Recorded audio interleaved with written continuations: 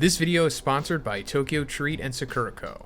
Alright, so we got the 1071 spoilers, and this chapter is really exciting, but we're not getting a lot of information. I mean, we're getting more than enough to go over in this video for sure, but just not like detailed summaries, unfortunately. And it could be because this chapter is like monumental. Like, I've seen a bunch of different spoilers going around, and they all more or less kind of line out with each other, and some are like insane, like detailing what could possibly be revealed in this chapter. I don't even want to say what it is because it's so unconfirmed. I don't want to get your hopes up, but just keep that in mind. Zorro versus Kaku.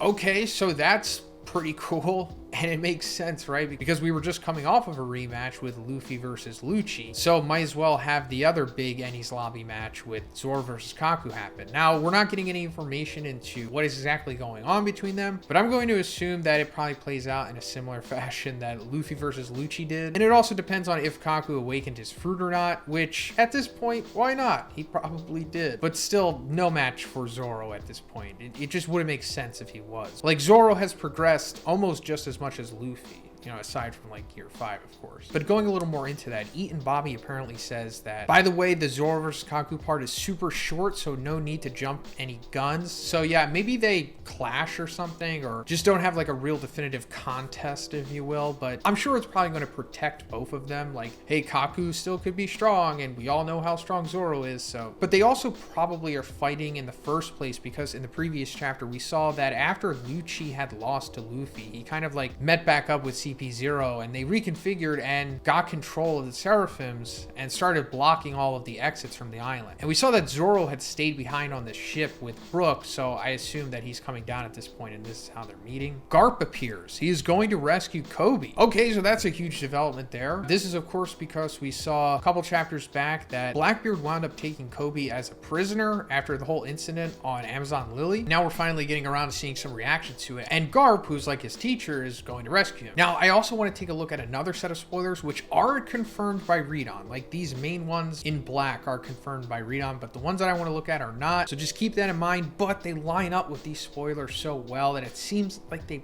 probably will be true. But it says that Sengoku and Garp are told of Law and Kobe's predicament and set sail without orders immediately. So it's possible that Sengoku is included in this too, going after Law, because we still don't know what happened between Law and Blackbeard, but we all assume that Law probably wasn't going to make it out of that one winning, and Sengoku has the connection to Law through Corazon, so I could see them both doing this too, you know what I mean? But first, let's talk about the sponsor of this video, Tokyo Treat and Sakurako. Tokyo Treat is a monthly Japanese snack subscription box where you'll get up to 20 of the latest, most exclusive limited edition and seasonal flavored Japanese snacks that are only available in Japan and for a limited time, like Sakura Pepsi, Japanese sake, Kit Kats, and many more. While Sakurako is also a monthly Japanese snack subscription box, but you'll receive 20 traditional and authentic artisan Japanese snacks, including Japanese tea and one special Japanese tableware with your box every month. Sakurako helps in partnering with local Japanese snack makers to continue to share Japanese culture and traditions that have been passed down for over 100 years. They both also come with these great little booklets that give you information on all of the snacks and items in the box, along with information on Japan itself. This month's Sakurako box is New Year's in Niigata. Get a specially designed box as we collaborate with Niigata Prefecture and local snack makers. In it, you can try Niigata specialty snacks like Echigo Hime strawberry crepe and Niigata cognac yokan. All snacks pair well with special Genmai Hojicha tea. This month's kitchenware is a Sakurako exclusive sake cup. This is probably the best kitchenware that I've got from Sakurako so far. I love this thing. So first I tried the Hojicha Genmai tea, and this was so good. One of the better Sakurako teas for sure. And first I paired it with the Negi Miso Senbai, and this was great as well. Also tastes well with the tea, as does everything in the box. Then I tried something sweet with the Hatsune Okaki. The texture on these are also super crunchy, and the subtle sweetness is just a nice addition as well. Then I tried the cognac yokan, and this has a super thick jelly-like consistency, and the flavor is very unique in a great way. This month's Tokyo Treat theme is Snackin' New Year's. Experience the excitement of the New Year's celebration in Japan with Kit Kat strawberry chocolate cake, Fanta Premier pear, Spy Family Anya candy, and many more. First I tried the Good Luck Taiyaki, and this thing was amazing. Super chocolatey, great texture. Then for salty, I tried the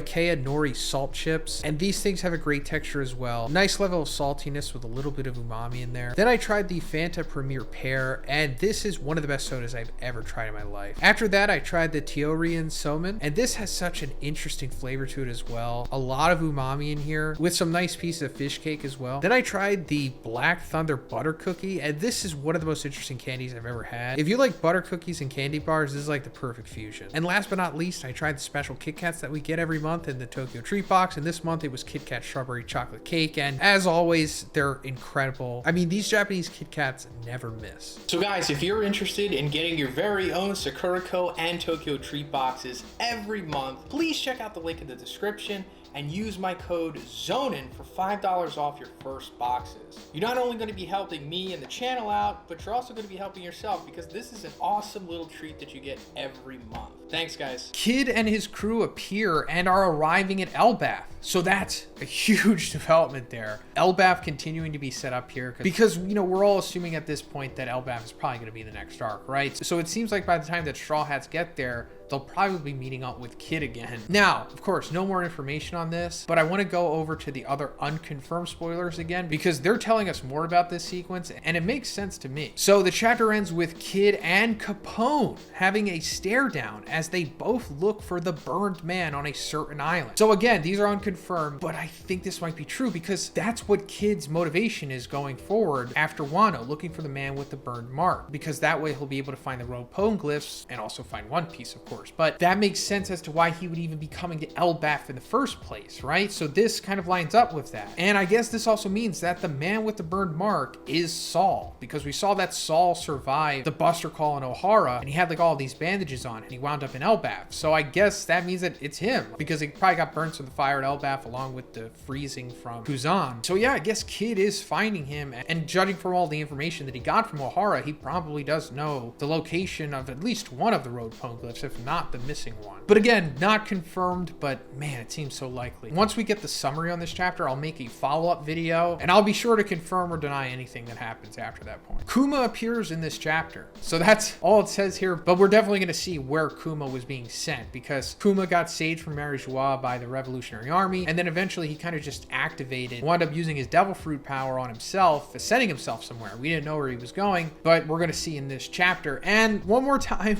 we're going to go to the unconfirmed spoilers, because it says that he's pretty much going to Egghead, which I assumed he was going to. It makes sense. But apparently he's going to Egghead, and he's going to like immediately confront Luffy and Bonnie, and Bonnie's going to try to hug him, but then he's going to like shoot a laser at her. So maybe that's true, maybe it's not, but I can totally see him going to Egghead, at least for the purpose of Bonnie, but I guess he's still mindless and he can't distinguish who she is, or I don't know. There's definitely some kind of contingency built into him, but maybe it's malfunctioning or something. Again, these aren't confirmed, but man, also just still seems likely. But that's pretty much it for this one. Like I said before, I'm gonna make a follow-up video to this once we get the confirmed summary, but let me know what you think about these spoilers in the comments, and if you like the video, guys, please give it a like and please subscribe if you haven't already. Have a great day. I'll see you in the next one.